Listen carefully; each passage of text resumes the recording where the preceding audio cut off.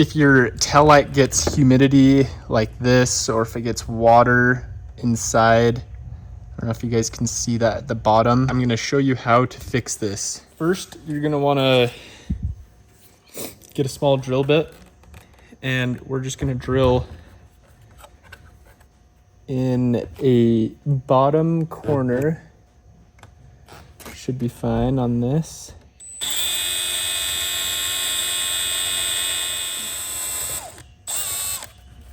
Okay, look at that.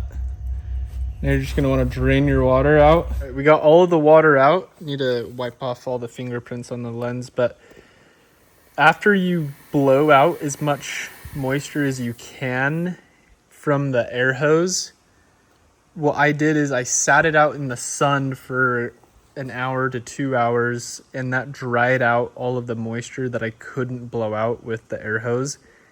And now I have it perfectly dry on the inside. So now we got to seal up those holes that we drilled out to drain the water.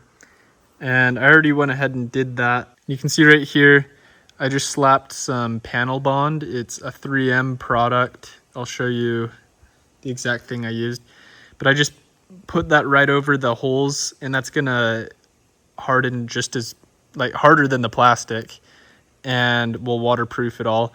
It had a little leak, like a crack up here, and I sealed that off with the panel bond, and I just wiped it on like you would if you were using caulk to caulk around like a windowsill, and wiped it off clean. But that's all it is. It doesn't have to look pretty because it's up underneath. You just want to make sure that it's going to seal off everything. And then this is the product I used. It was a 3M panel bond adhesive. There's the part number. And this product is glorious. So that's how you get the moisture out of your taillight. It's going to be the same process on a headlight as well.